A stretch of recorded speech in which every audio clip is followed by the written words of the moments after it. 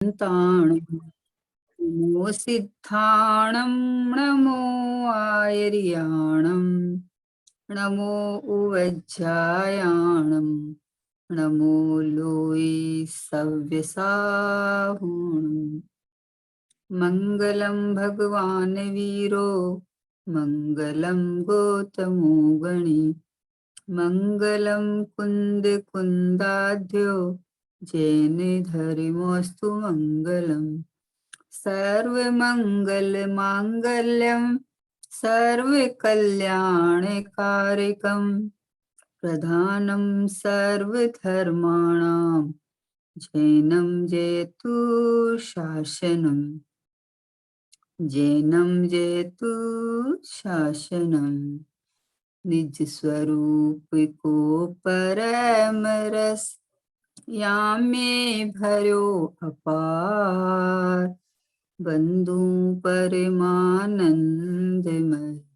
समय सारे अविकार समय सारे अविकार। देव शास्त्र गुरु को बारंबार नमस्कार। पूज्य सोगाणी जी बाबू जी का द्रव्य दृष्टि प्रकाश का स्वाध्याय अपन कर रहे हैं। सोगाणी जी बाबू जी की दृष्टि के विषय में इतनी दृढ़ता, इतना अपने चैतन्य का अहमपना, ये स्वाध्याय से अपने को सीखने का है। अनुभूति होने के बाद भी स्थिरता में किस तरह का चलता है वो भी है ना।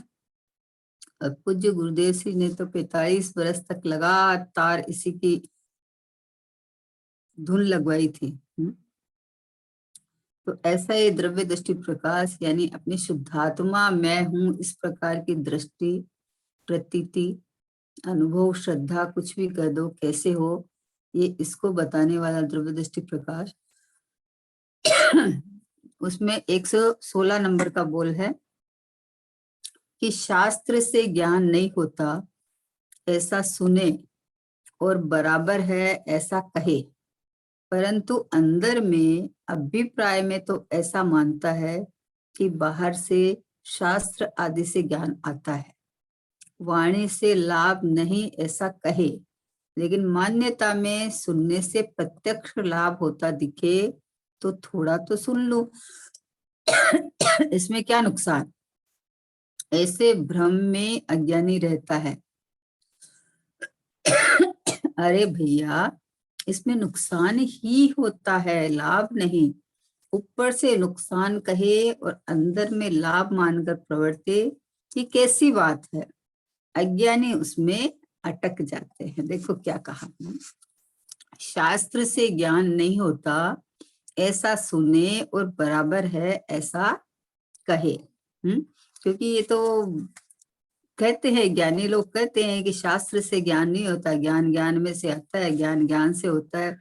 तो ऐसा कहे सुने, परंतु अंदर में अभिप्राय में तो ऐसा मानता है कि बाहर से शास्त्र आदि से ज्ञान आता है। क्यों ये ऐसा क्यों होता है कि पहले पता नहीं था और बाद में हमने किसी से सुना तो हमें पता चला, है ना। तो इसको ऐसा लगता है कि अभी सामने कोई वस्तु नहीं थी तो हमें पता नहीं था, और वस्तु सामने आई तो ही हमें पता चला ना। ये बात हमने कभी सुनी ही नहीं थी, आज हमने सुनी तो पता चला ना। तो अभिप्राय में ये हो जाता है कि सुनने से, पढ़ने से, इससे ज्ञान आता है। कोई वस्तु को देखे तो ज्ञान आता है ना। लेकिन ये बात अंदर से आनी चाहिए ना कि अभिप्राय में ऐसा पड़ा रहता है और बोलता ऐसा है कि शास्त्र से ज्ञान नहीं होता, सुनने से ज्ञान नहीं होता है। बराबर है, ये बोलता बराबर है, लेकिन अभिप्राय में तो ऐसा ही मानता है कि अभी तो हमारी भूमिका क्या है, अभी तो हमारा मतलब सुनने से आता है, पढ़ने से आता है, चर्चा करने से, आपस में चर्चा करो ना तो उसपे पक्का होता है। तो बोले भैया, ज्ञान कहाँ से आता है पहले इसको नक्की कर। है ज्ञान, ज्ञान समुद्र में से आता है, परद्रव्य में से मेरा ज्ञान कैसे आ सकता है बताओ। सोना क्या, 1 किलो सोना था, मान लो सोना का डला था 1 किलो सोना का है, तो हमने सोना को देखा तो सोने में से ज्ञान कैसे आ सकता है, क्योंकि सोना तो स्वयं पुद्गल है। सोना को तो खुद को भी पता नहीं है कि 1 किलो का हूं, कि अभी सोने का ये भाव चल रहा है कि इतनी कीमत है मेरी, उसको तो खुद को ही पता नहीं है, उससे ज्ञान कैसे आ सकता है। ज्ञान में से ज्ञान आता है, तो ज्ञान निर्णय करता है कि ये सोना है, इतने किलो का ये है। तो सबसे पहले ज्ञान का दरिया, ज्ञान का समुद्र, ज्ञान है क्या चीज और कहाँ से आता है, उसको अगर निर्णय करें ना तो खबर पड़ जाए कि ज्ञान अंदर से आता है, लेकिन तू बाहर लक्ष्य करके और उधर देखता है तो ऐसा भ्रम होता है कि इसको देखा तो ही ज्ञान हुआ। ज्ञान है तो ज्ञान हुआ, ऐसा अगर लेवे ना तो फिर देखा उसका ज्ञान हुआ कि गे से ज्ञान नहीं मानेगा। गे में ज्ञान नहीं, गे से ज्ञान नहीं, समझे ना। गे सन्मुख होते हैं तो ज्ञान में उल्टी आवरण आता है, अपन तो उसको उघाड़ समझते हैं कि विशेष विशेष जानने में आता है, जबकि स्व सन्मुखता हुए हुए ज्ञान में ज्ञान ज्ञायक का है, मैं ज्ञानानंद स्वभावी हूँ, ऐसा देखने से जो ज्ञान उगड़ता है वो ज्ञान केवल ज्ञान को लाता है, वो सम्यक ज्ञान होता है, वो आकुलता को मिटाता है, वो सही समाधान करता है वो ज्ञान है।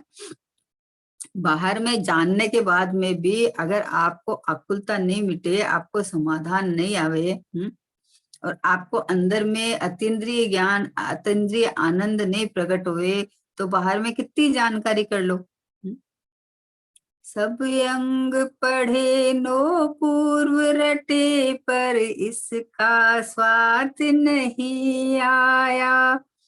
तिर्यंच गति का अनपढ़ भी ले, स्वाद सफल भव कर पाया। इसको पाकर सब कुछ पाया, इससे भी बढ़कर क्या होगा।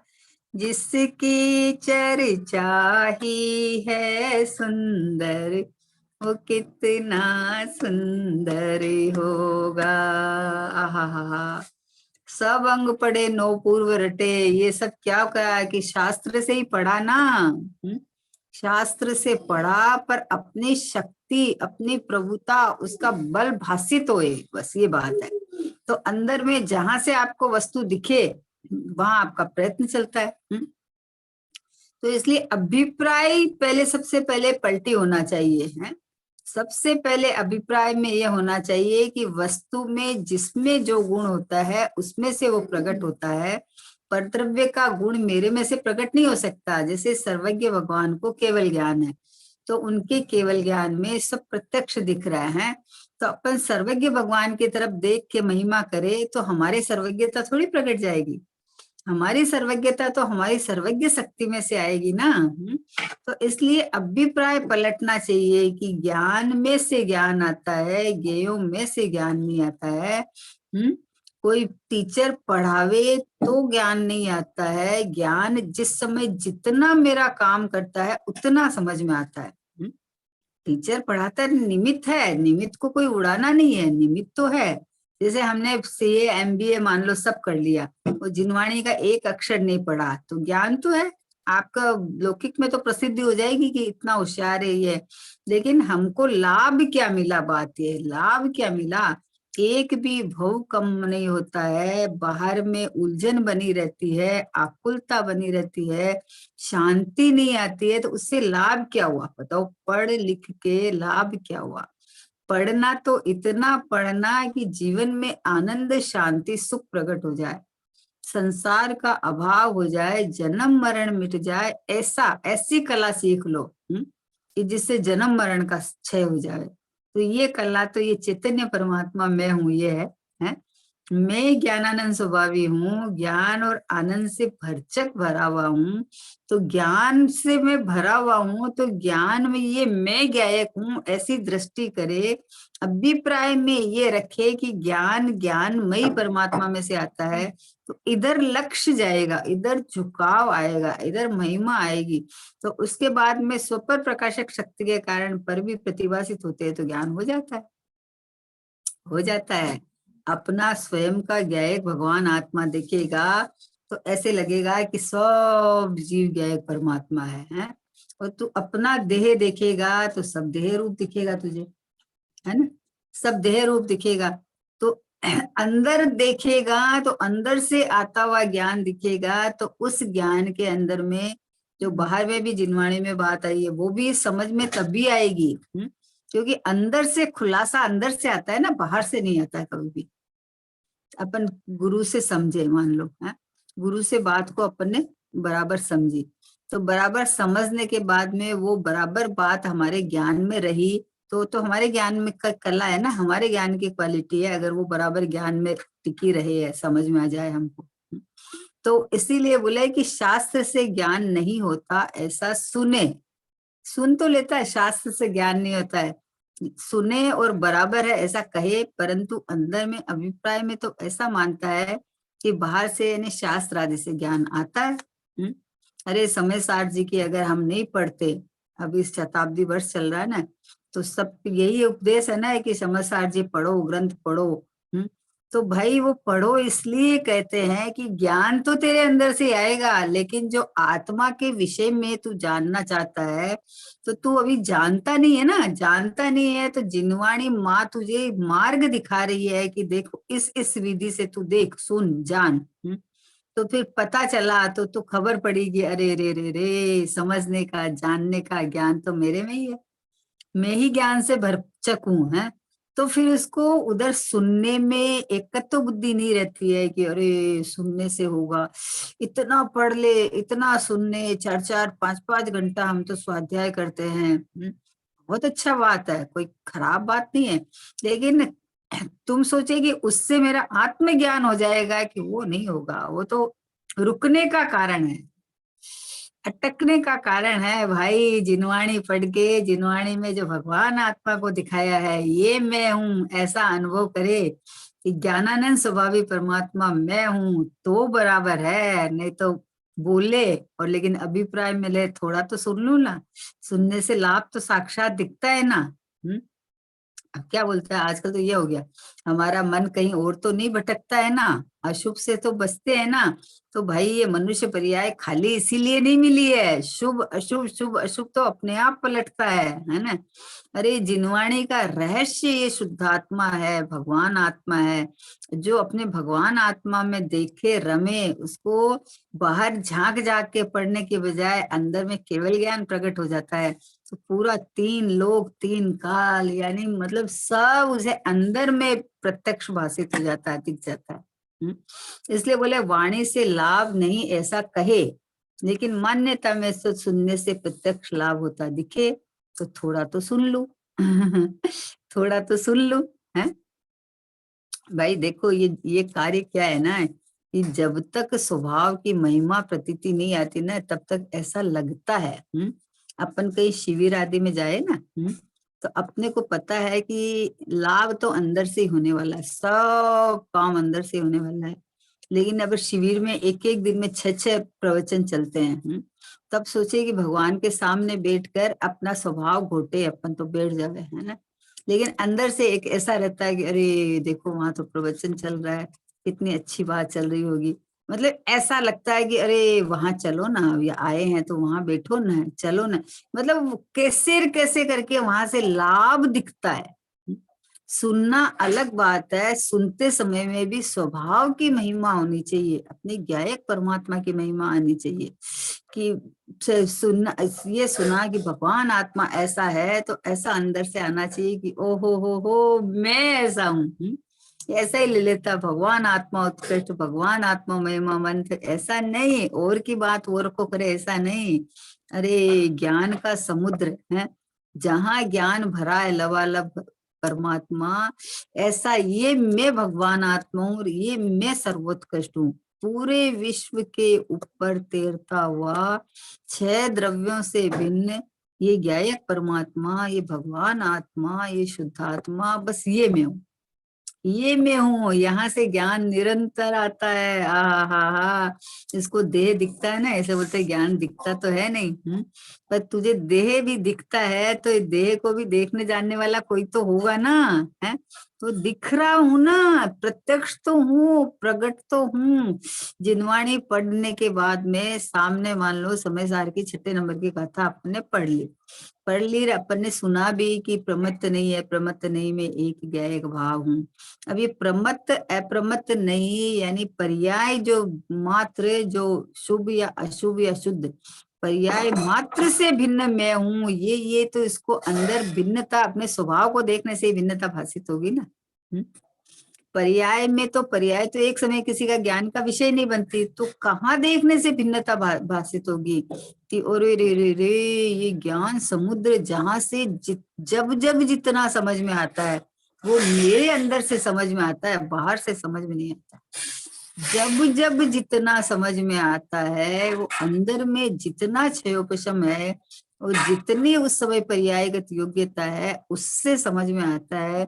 सामने वाला समझावे और हमें उस समय समझ में आ जावे तो बोले योग्यता प्रमाण समझ में आता है, इससे पता चलता है कि ज्ञान। तो ज्ञान स्वभाव तो हमारा पूरा का पूरा है, सर्वज्ञ स्वभाव ही पूरा का पूरा हूँ, लेकिन पर्याय में जिस समय योग्यता हो वो समझ में आता है। तो सीधी सी बात है कि आंख बंद किया और फिर भी हमें दिख रहा है फिर भी हमें सब कुछ ऐसे प्रत्यक्षवत दिख रहा है। इसका मतलब है कि ज्ञान की स्पष्टता, ज्ञान का स्वपर प्रकाशकता के अंदर दिखता है, आंख से नहीं दिखता है। आंख के आश्रय से जो ज्ञान बरतता है उससे नहीं पता चलता है, अंदर ज्ञान स्वभाव है उससे जानने में आता है, ये साफ स्पष्ट पता चलता है। तो अभिप्राय बदलना चाहिए। अभिप्राय कब बदलेगा कि अपने स्वभाव की महिमा आएगी, प्रयोग करेगा तब पता चलेगा, बिना प्रयोग नहीं पता चलेगा भाई। प्रयोग करके पता चलेगा कि आंख बंद किया तो भी दिख रहा है, आंख खुला रखा तो भी दिख रहा है। खुला रखा तो सामने वाला ऐसे लगता है सामने वाले से दिख रहा है, लेकिन वास्तव में तो दिख रहा है अंदर, ज्ञान के अंदर वो वस्तु प्रतिभाषित होती है। और जहाँ स्वच्छता में वस्तु प्रतिभाषित होती है तो जो दिखता है वो तो स्व ज्ञान है। जैसे दर्पण में जो दिखता है वो तो दर्पण है, तो हमारे ज्ञान में जो दिखता है वो तो ज्ञान है। तो ज्ञान अंदर से आया और दिखता भी ज्ञान है, दोनों चीज है ना। तो अभी इससे थोड़ा और सुन लू, इससे क्या नुकसान है। ऐसे भ्रम में अज्ञानी रहता है, अरे भैया इसमें नुकसान ही होता है, लाभ नहीं। ओहो हो, कितना 25-25 साल स्वाध्याय करने के बाद में भी अगर उपयोग और दृष्टि नहीं पलटती है, स्वभाव सन्मुख नहीं होता है, तो बताओ क्या लाभ हुआ। आप 5 साल 10 साल पढ़ाई करते हो और आपको अच्छी जॉब मिले और आप लाखों रुपया कमा रहे हो, तो पढ़ाई का फायदा नहीं तो क्या फायदा होता। अरे जिनवाणी पढ़ के और अपने ज्ञान स्वभाव की महिमा आवे तो फायदा है, नहीं तो नुकसान ही नुकसान है।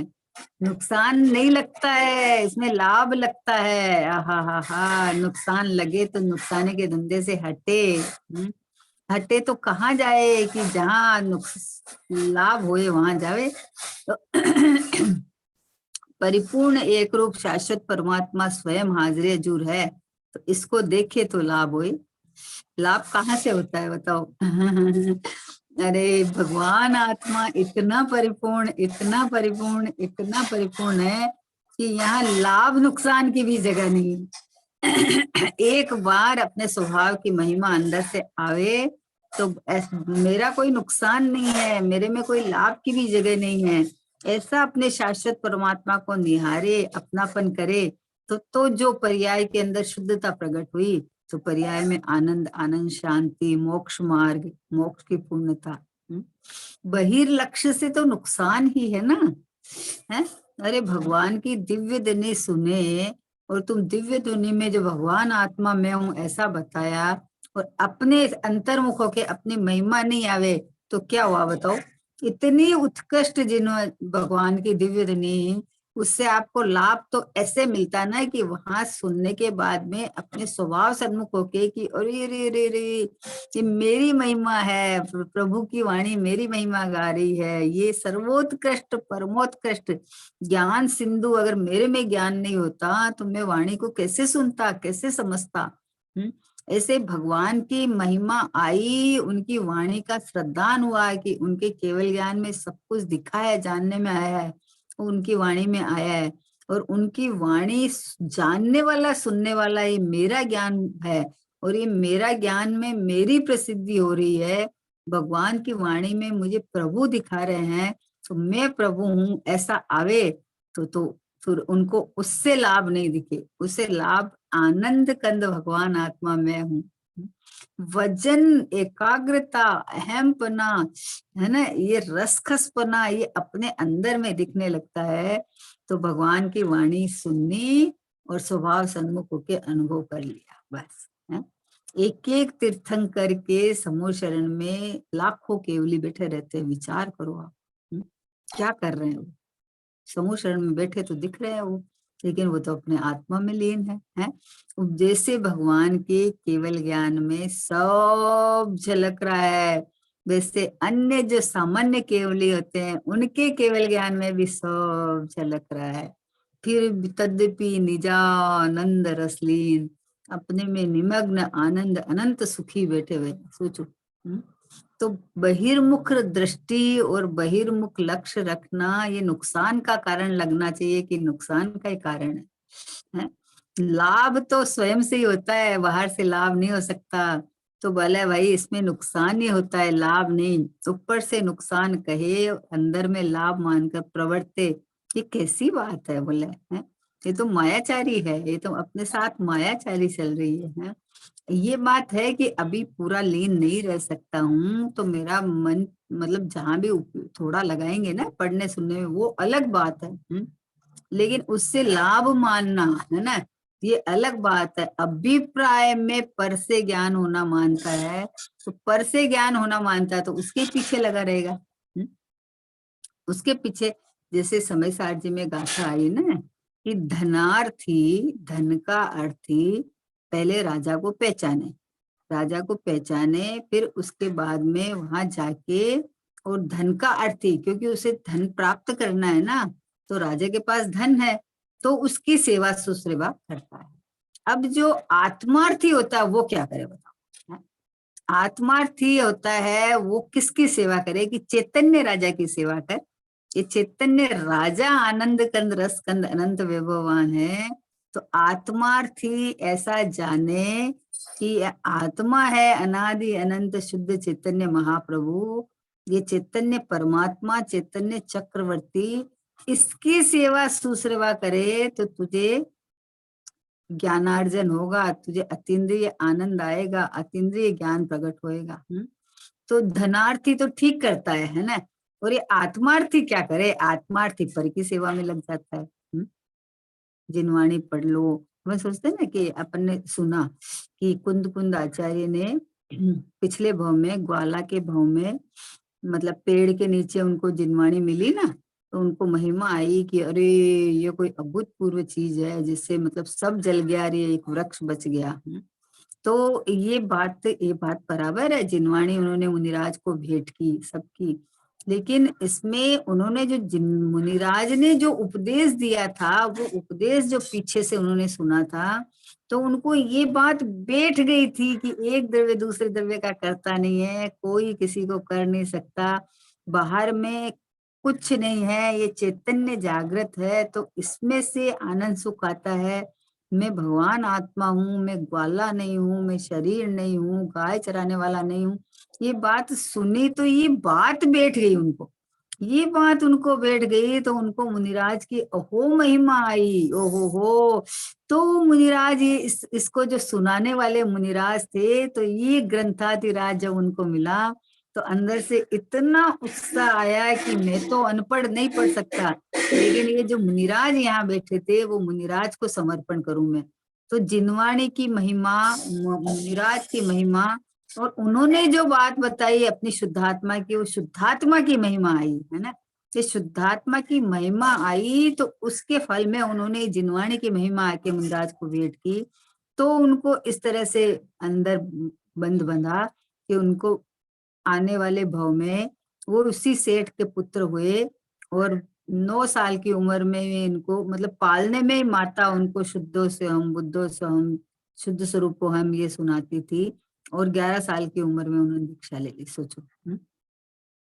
तो खाली मतलब अब यहाँ पढ़ने का ही निषेध आ रहा है, और खाली मतलब वो देने शास्त्र देने से ही हो गया। बोले भाई परिणामों के अंदर क्या हुआ वो कहाँ देखा आपने, है? परिणामों में कितनी विशुद्धि हुई, कितनी अपनी महिमा आई, कितनी महामुनिराज की महिमा आई, कितनी वो ग्रंथ दिखा उसकी महिमा आई। अंदर परिणामों में पहले अपने शुद्धात्मा की महिमा आई ना, कि होश मतलब सुध बुध खो बैठे। बाहर में बोले गाय जो चराने लाए थे वो गाय अपने घर चली गई थी, रात हो गया था, कुछ होश ही नहीं रहा, एकदम मतलब अपने स्वरूप के चिंतन मनन में अपनी महिमा में घुल मिल गए। तो ये इधर की महिमा आई तो मुनिराज ने ये बात बताई कि मैं इतना उत्कृष्ट हूँ, आहा हा हा, मैं ग्वाला नहीं हूँ, मैं गाय चराने वाला नहीं हूँ, मैं तो जानने देखने वाला शुद्धात्मा भगवान आत्मा हूँ। तो इधर अपनी महिमा आई, अपनी महिमा आई, तो बताओ जो महिमा बताने वाले हैं मुझे उनकी महिमा आई। अब वो जो ग्रंथ बनाया कि अरे ये तो मैं तो अनपढ़ हूँ, लेकिन ये ग्रंथ पर ये महामुनिराज के, तो उन्होंने मुनिराज को भेंट किया। मतलब 5 समवाय मिलते हैं, षटकारक अपने अपने हैं, उनसे कार्य हुआ है। तो अगर ये देखें कि अरे हम तो चलो शास्त्र भेंट कर दे सबको, और परिणामों की विशुद्धता का पता ही नहीं है तो हमें ज्ञान हो जाएगा, कि ऐसा नहीं होता है, ऐसा नहीं होता है। वो शास्त्र में क्या लिखा है अंदर से कौतूहली भी हो जाए ना, कि अरे शास्त्र में मेरी महिमा लिखा है और मैं ज्ञानानंद स्वभावी हूँ, तो अपने स्वभाव की महिमा में विशुद्धि बढ़ती है। स्वभाव सन्मुखता हुए तो जैसा ज्ञान स्वभाव है वैसा ज्ञान उघाड़ होता है, और स्वभाव में टिकने से ज्ञान खिलता खिलता खिलता खिलता केवल ज्ञान ले आता है। इसलिए ऊपर से नुकसान कहे और अंदर में लाभ मान कर प्रवर्ते, ये कैसी बात है? अज्ञानी उसमें अटक जाते हैं। जो बात आती है ना, इतना इतना साल हो गया सुनते हुए पढ़ते हुए, तो इतना साल हो गया तो भैया तुम जहां से ज्ञान आता है वहां से ज्ञान पकड़े तो उसी समय सम्यक ज्ञान हो जाए। क्षयोपशम ज्ञान तो बढ़ाया लेकिन ज्ञान सम्यक नहीं हुआ। क्यों नहीं हुआ ज्ञान सम्यक? कि ज्ञान ज्ञान में से आता है, ज्ञान स्वभावी, ये ज्ञेय परमात्मा मैं हूँ। बस अपने शांति से बैठ के अपने अपने चैतन्य महल को निरखना चाहिए, बस अंदर अंदर बैठ के, कि अरे ये ज्ञान निरंतर तो आ रहा है, ये बाहर से आ रहा है, इसको देखने से, उसको देखने से आ रहा है। भाई ज्ञान हो तो आएगा ना, आएगा कहाँ से बताओ? सामने वाले को देखने से ज्ञान अगर हमारे पास हो ही नहीं, समझने का ज्ञान, तो सामने वाला कितना भी समझा तो, कितना भी समझा तो, अभी जड़ द्रव्य को समझा के देखो आप, उसको समझ में आता है क्या? भाई आत्मानंद भगवान आत्मा मैं हूँ ज्ञान का समुद्र, तो इसलिए उससे नुकसान ही होता है, ये कहना तो लाभ नहीं बोला है। तुम लाभ के नाम से, कहता तो है शास्त्र से ज्ञान नहीं आता, अंदर से आता है, और लाभ के नाम से उसको उसके पीछे पड़ा रहता है। इतना सुन लूं, इतना पढ़ लूं, इतना जान लूं, इतना जान ले कि ये सर्वज्ञ स्वभावी भगवान आत्मा ज्ञानानंद का सागर ये मैं हूँ, यहाँ से ज्ञान उगड़ता है। तो अपने स्वरूप में इतनी एकाग्रता, इतनी एकाग्रता, इतना घुल मिल जाता है कि शास्त्र की बात तब अंदर से खुलासा होती है। पूज्य गुरुदेव श्री 1 घंटा प्रवचन करते थे, और गुरुदेव श्री का घड़ी मिलाओ आप, 1 घंटे से ऊपर नहीं होता था हमेशा। और 1 घंटे में 10 मिनट अगर बाकी रहे और ये गाथा पूरी हो गई, तो अपन तो ये सोच रहे थे कि चलो कल नई गाथा शुरू करेंगे। गुरुदेव 5 मिनट बाकी बचा तो नई गाथा शुरू कर लेते थे, मतलब इतना टाइम की पंक्चुअलिटी उनकी, समझे ना? तो ऐसा लगता था कि अरे गुरुदेव, अगर आप अपन बोलते ना, अगर गुरुदेव के पास न पहुंचते तो आज हमें कैसे पता चलता है? तो ये बात निमित्त सापेक्ष कथन है कि गुरुदेव गुरुदेव के पास पहुंचे, और 20 साल से आप सुन रहे हो, पढ़ रहे हो, विचार कर रहे हो, सब कर रहे हो, फिर भी दृष्टि क्यों नहीं पलटी, दृष्टि पलट के और अंदर में ये आलाद आलाद आलाद की हो, ये ज्ञान समुद्र, ये पूर्णानंद का नाथ, ये परिपूर्ण परिपूर्ण, ये शुद्धात्मा भगवान आत्मा, ये मैं हूँ। बस ये महिमा की बात है। महिमा आवे तो उपयोग बस स्वभाव में काम करने लगता है ना। तो बोले नहीं तो अज्ञानी क्या वहां अटक जाता है, चोट जाता है, शास्त्र में चोट जाता है। गुरु समझाते हैं तो समझ में आता है, तो गुरु से चोट जाता है। शास्त्र से होता है तो शास्त्र में चोट जाता है। अरे चोटना तो एक भगवान आत्मा में है। परिपूर्ण स्वभाव निर्भर होने का मार्ग है। अपेक्षाएं नहीं रहती है, पामरता नहीं रहती है, दीनता नहीं रहती है। या अरे आज हमने तो सुना ही नहीं कुछ भी। अरे सुना नहीं, पर तेरा ज्ञान कहाँ गया? अपने ज्ञान की महिमा करता ना, अपने अंदर की सुनता ना। बाहर का नहीं सुना, वो तो तकलीफ होती है, लेकिन 25 साल तक सुनते हुए भी मैं अनुभूति नहीं कर पाया, इसकी कोई तकलीफ नहीं है। अरे अनुभूतियां अंदर उछलनी चाहिए कि ज्ञानानंद का सागर भगवान बस ये रहा, मैं ये रहा परिपूर्ण परमात्मा। शुद्ध शुद्ध शुद्ध शुद्धता की खान, आनंद का गोदाम। हा हा हा, निरंतर धारा प्रवाही, जहाँ ज्ञान चल ही रहा है, चल ही रहा है, चल ही रहा है। एक समय भी रुकता नहीं है, क्योंकि चेतनता रुके तो ज्ञान रुके ना। अंदर देखता नहीं है, देखता नहीं है तो दिखता नहीं है। दिखते हुए नहीं देखता है, बताओ। क्योंकि जानने वाला तो मैं ही हूं ना, मैं तो जानहार हूँ छू, ऐसा अंतर्मुख होके देखे तो दिखे। इसके बाद का देखो 117 नंबर का प्रश्न है कि रुचि क्यों नहीं होती। प्रश्न किया है, रुचि क्यों नहीं होती। तो बाबूजी बोलते हैं जरूरत दिखे तो अंदर में आए बिना रहे ही नहीं। क्या कहा? मतलब आप जो इतना इतना तारीफ करते हो भगवान आत्मा, तो हमें इस तरह का आह्लाद क्यों नहीं आता, रुचि क्यों नहीं होती? तो बोले तुझे जरूरत ही नहीं दिखी, तुझे उसमें ही संतोष आ रहा है कि मुझे सब जानने में आ गया, मुझे सब पता है, मुझे सब पता है। जिनवाणी पढ़ के ऐसा मानता है मुझे सब पता है? अब फिर ये बोलता है कि अब योग्यता होएगी जब हो जाएगा, काल लब्धि होएगी जब हो जाएगा। बोले ये तुम्हारी भ्रम बुद्धि है। जब सब पता है तो किधर देख के पता है, ये बस नित्य कर कि जिनवाणी में पढ़ के पता है कि मैं आत्मा हूँ। आत्मा का अनुभव करके स्वसन्मुख होके तूने पता किया कि मैं आत्मा हूँ। तो बोला जरूरत दिखे तो अंदर में आए बिना रहे ही नहीं ना। सुनते हैं उसमें प्रसन्नता आदि होती है, लेकिन सुख की जरूरत हो तो अंदर आवे। सुख का समुद्र लहलहा रहा है, सुख का सागर ये मैं परमात्मा हूँ। आहा, सुख की मतलब कोई चीज की आपको जरूरत लगे तो आप उसके पीछे लगते हो ना, नहीं लगे ऐसा है ही नहीं। लौकिक में इतनी इतनी वर्षों से सबको सब कुछ पता है। कि जरूरत लगे तो उस चीज के पीछे पड़े, उसकी मतलब उसको प्राप्त करे ही करे। तो बोले सुख की जरूरत नहीं लगी इसको। जरूरत दिखे तो अंदर आए बिना रहे ही नहीं। सुनते ही उसमें प्रसन्नता आदि तो होती है, लेकिन सुख की जरूरत हो तो अंदर आए, जरूरत न हो तो वहां प्रसन्नता आदि में ही ठीक माने। लाभ है नुकसान तो नहीं है, ऐसा भाव रह जाता है? क्या कहा?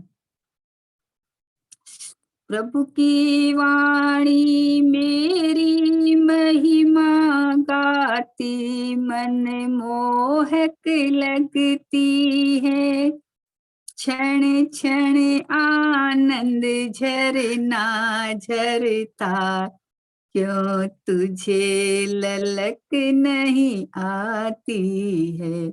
जिसको पाकर सब कुछ पाया, उससे भी बढ़कर क्या होगा।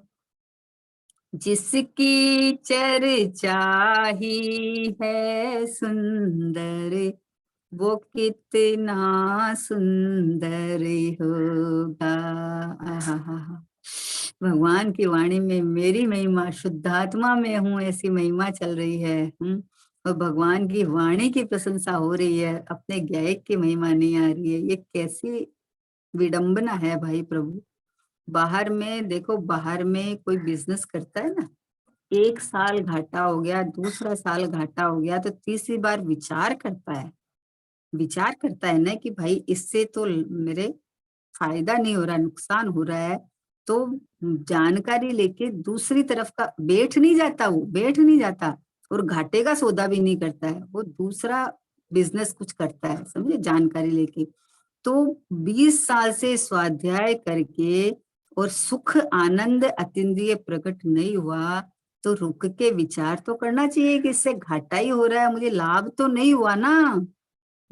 मुझे मेरा मेरा सुखानुभूति आनंद भव का एक भव नहीं कट्टी हुआ, तो उससे नुकसान ही हुआ ना। 25 साल जीवन के दिए हैं। अरे हमने इतना जान तो लिया ना, इतना पढ़ तो लिया ना, तो उससे लाभ क्या हुआ बताओ। बिजनेस, कोई बिजनेस का कोर्स करता है और बिजनेस शुरू करे और सबको सिखाए तो सही कि ऐसे होता है, ऐसे होता है, और खुद का बिजनेस घाटे में जाए, तो वो कैसे लाभप्रद है बताओ। वो सुख कैसे देगा, वो आपको शांति कैसे मिलेगी उससे, है। घर के अंदर में नुकसान हो रहा है और बाहर में तुम बोलता है हमें इतना आता है, हमने इतना पढ़ाई किया, हमने इतना डिग्री लिया, तो फायदा क्या हुआ। ये डिग्री लिया है तो उससे कमाता फिर। तो वैसे जिनवाणी पढ़ने का अहोभाव तो आए, पर जिनवाणी में मेरा अहोभाव लिखा हुआ है, जिनवाणी में मेरी महिमा गाई हुई है। ऐसा ये चैतन्य भगवान आत्मा परमात्मा मैं हूँ, ऐसा अपने से लाभ नहीं मानता है, जिनवाणी में पढ़ने सुनने से लाभ मानता है। नुकसान नहीं दिखता है।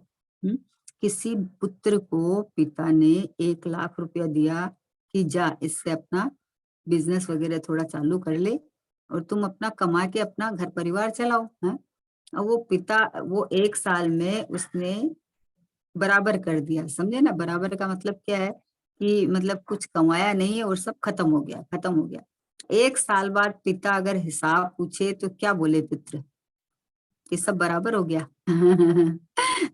अब दूसरे साल पिता 1 लाख रुपए देंगे कि नहीं उसको, नहीं देंगे। बोले तेरे को कमाना नहीं आया, अभी अभी तुम सीख कमाना।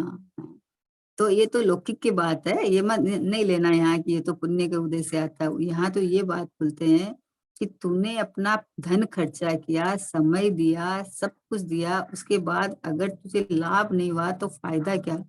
वैसे ही सब सुना पढ़ा सब किया, लेकिन अंतर्मुखता की ये ज्ञानमयी परमात्मा मैं हूँ, सब समय सदा काल निरंतर चैतन्य में से निर्झर झरना हूँ। निर्झर झरना मतलब कि बिना मतलब रुके टुके ज्ञान ज्ञान जानना जानना जानना जानना जानना जानना जानना चल रहा है। तो ये जाननहार भगवान आत्मा मैं हूँ, ऐसा दे। इसलिए बात है कि नुकसान तो नहीं है ना, ऐसा भाव में वह अटक जाता है। अगर अपनी महिमा आवे तो यहाँ अंदर अटक जाएगा और बाहर से हट जाएगा, ऐसी बात है। इसलिए भैया इधर स्वभाव की उत्तरोत्तर महिमा बढ़नी चाहिए, अपने गायक भाव की, अपने परमात्मा स्वरूप की। मतलब मैं शुद्धात्मा हूँ, मैं भगवान आत्मा हूँ, मैं परिपूर्ण हूँ, मैं परमात्मा हूँ। मुझे मेरे ज्ञान के लिए कोई बाहर के ज्ञान की जरूरत नहीं है। बस मैं ज्ञानानंद स्वभावी हूँ, इसको नक्की करना, इसको ही पक्की करना, इसी में ही रमना, ऐसी पवित्र भावना के साथ। निज निधि निज में बताई, यह अनंत उपकार है। इसके लिए जिन वाणी माँ को वंदना शतवार है, वंदना शतवार है। तो द्वादशांग जिनवाणी माता की जय हो। महान जैन धर्म की जय हो। परम परम उपकारी श्री सतगुरु देव की जय हो, जय हो। जय जिनेन्द्र।